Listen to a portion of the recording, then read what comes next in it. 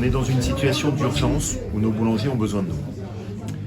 Il faut savoir qu'avec le coût de l'énergie, le travail d'un boulanger a complètement changé.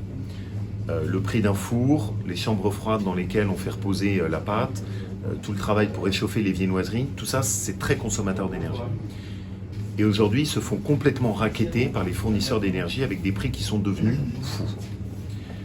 Si on veut les sauver, c'est maintenant qu'il faut agir.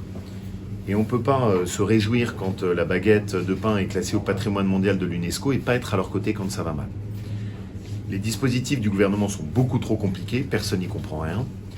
Et on se retrouve surtout avec des dispositifs qui ne sont pas rapides, alors que c'est maintenant que nos boulangeries risquent de fermer.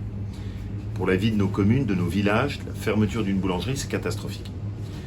Donc la décision qu'on a prise, et on est la seule région en France à avoir le dispositif qui est opérationnel et avec ce niveau, c'est de mettre 6 millions d'euros pour sauver nos boulangeries.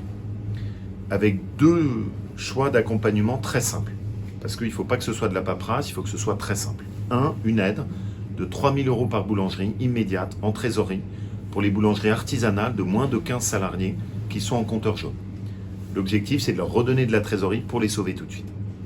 Et puis la deuxième aide, qui est importante, c'est une aide à l'investissement, pour que quand ils changent du matériel, pour avoir du matériel qui consomme moins d'énergie, on les aide. Et nous, on prendra la moitié du coût d'un four, d'une chambre froide, pour pouvoir soulager le prix pour un boulanger.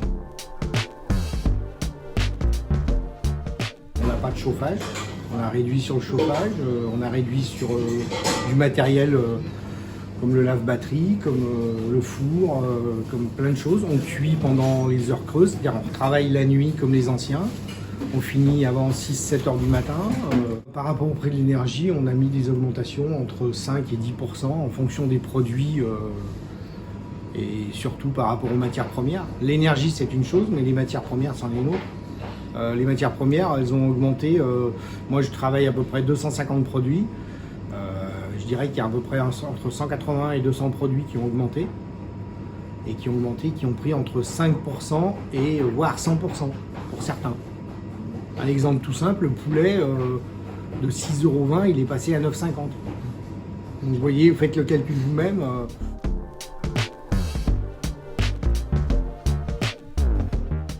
On verra bien sur le long terme. Déjà, c'est sur le court terme. Là, l'avantage, c'est que ce qu'il nous apporte, c'est déjà sur le court terme. Donc ça nous permettra peut-être de tenir déjà un trimestre, voire peut-être deux, histoire de voir où on en sera sur la rentrée et on espère tenir le choc. Ce qu'on espère surtout, c'est que les choses ne durent pas comme ça vitam aeternam, en sachant que les produits alimentaires, d'ici 3 semaines, 1 mois, vont réaugmenter. Nos marges diminuent énormément, on ne peut pas tout prendre, donc c'est pour ça qu'on a mis des augmentations. On va peut-être remettre des augmentations sur février, mars, on ne sait pas. On est dans le flou, hein. On avance au jour le jour, enfin à la semaine ou au mois. Hein. Il faut tous qu'on soit mobilisés. Parce qu'ils ont pris l'augmentation du blé, ils ont pris l'augmentation du prix de l'électricité, tout a augmenté et eux ils s'en sortent plus. On a des boulangeries qui ont fermé, je ne veux pas qu'on ait la moitié de nos boulangeries dans notre région Auvergne-Rhône-Alpes qui partent au tapis. Donc c'est maintenant qu'ils ont besoin de nous, on répond, on est sur le pont et on va essayer d'avancer tous ensemble.